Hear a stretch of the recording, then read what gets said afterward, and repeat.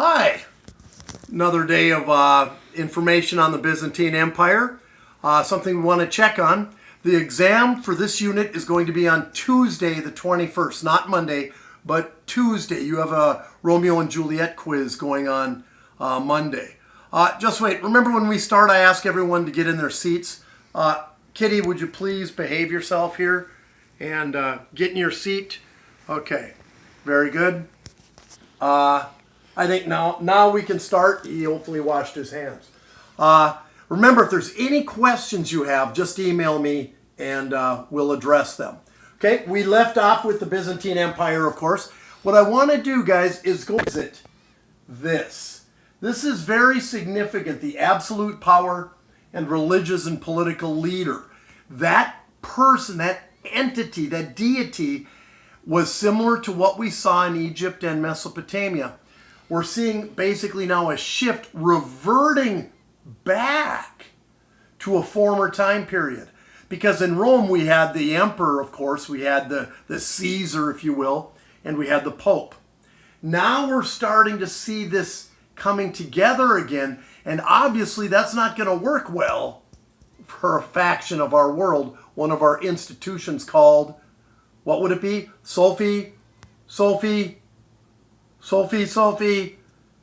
An institution would be government. That's a biggie. And what's the R one? No. Kyle, you got it? Oh, religion. Yeah, great. Good job. The religious institution is going to be challenged here. And with that, today I'm introducing a new word, icons. We hear of icons, and we see them. I wrote this down. We have them in school.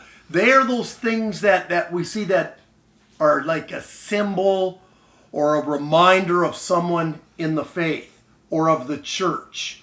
In our case, at our school, you see the statues around. I said the one was like Michael Jackson because somebody put a glove on the Jesus. That was rather interesting. Blasphemy, I don't know. But anyway, we have our crosses. We have all of those icons that remind us of our faith. You may see a statue of Mary somewhere. When you go in most of our churches, you see a lot of icons, and in the school as well. Okay? And most of us that are Western Christians, Judeo-Christian heritage, we recognize icons as a part of our faith. Okay? Relics, on the other hand, are things that are dated, that are older. You could have like an example of something or a piece of something or what we called in the first semester an artifact. That's a relic.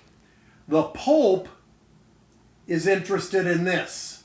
And he's also interested in this because in the early church, all altars were built on bones of saints. The altar was built on the bone of saints.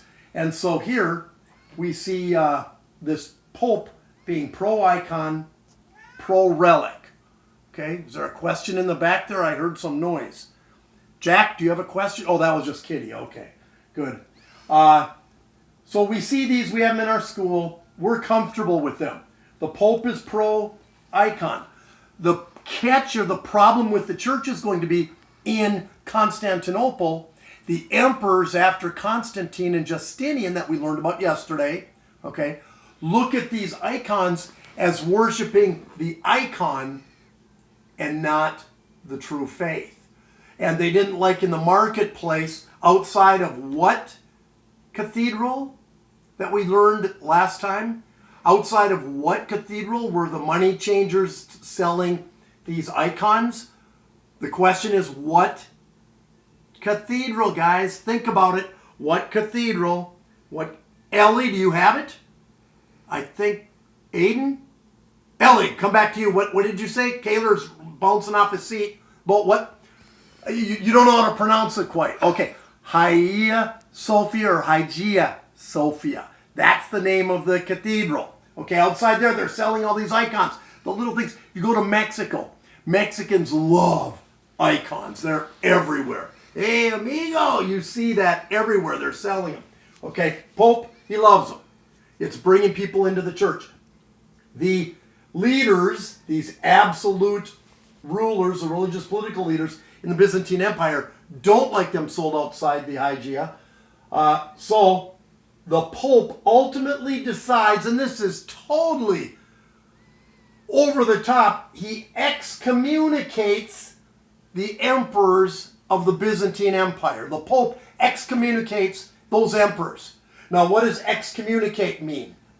It means to cut out, to cut off, to kick out. If you're excommunicated from something, it would be like getting kicked out of school, expelled, huh?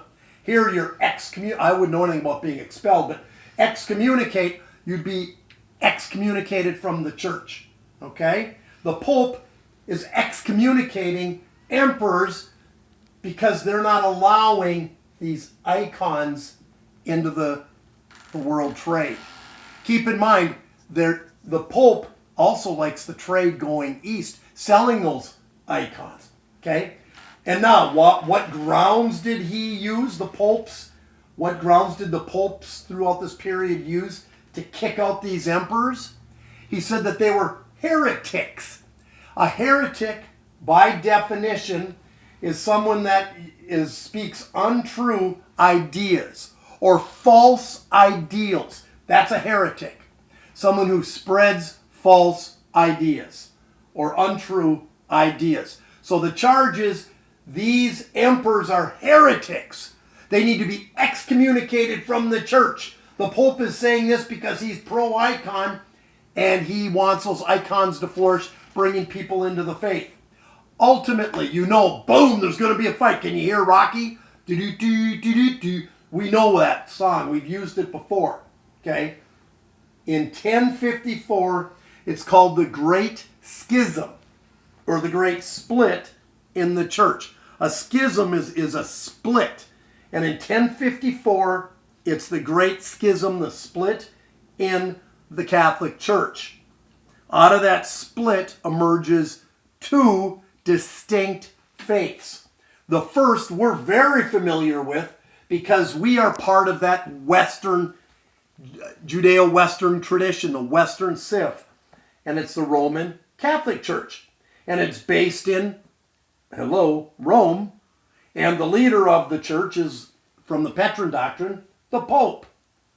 The other, based back here in Constantinople, it's the Eastern Orthodox religion.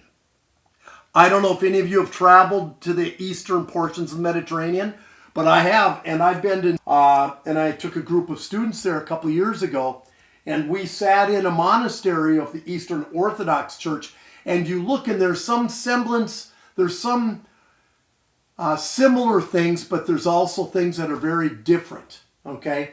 It's a Christian faith that's derived or came out of the Catholic Church, and that's where now we see the word Roman come out. The Roman Catholic Church after 1054. Both Christian by nature, but we see this split because this is the problem. You cannot have both as one, okay? Because you know that those emperors told the Pope, wait a minute, what did they say? You guys, what? Wait, Helly, you don't know this. Hannah, you don't know it. But Ryan, you do. You know what those emperors told the Pope. Jack's over there laughing because, of course, he said, to get you, Jack! That isn't going to happen. So, excommunicated, kicked out. What are the grounds? Heresy. Little foreshadowing. We are going to see these, especially this, with the Spanish Inquisition in the Middle Ages. Stay tuned on that. But the leader now of this Eastern Orthodox Church, getting back, is called the Patriarch, the Patron, the Padre, the Father. The Pope is the Catholic, Roman Catholic, Eastern Orthodox leader. It's called the Patriarch. And generally, and originally, it was the Bishop of Constantinople who was that individual. Okay? So we see this split. Once something is split, it's not generally stronger, it's what? Weaker. As a result, we're starting at 1054, of course, to see the decline in the Byzantine Empire. But there's some other events that are going to occur that will weaken this empire even further. We have two monotheistic religions that we've talked about. Our next unit, we're going to introduce the third, and it's the fastest growing monotheistic faith in the world. Okay? This information, along with the other one, is going to be on an exam Tuesday. Open notebook, take notes. All of you should get 100. You're welcome. Merry Christmas, but we already passed Christmas. 4th of July, okay? All right, questions, let me know. Miss you guys, love you guys. Stay on top of it. Get to the finish line. June 1st will be here. Trust me. We'll get through this. All right? Love you, and as always, have a great day. Bye.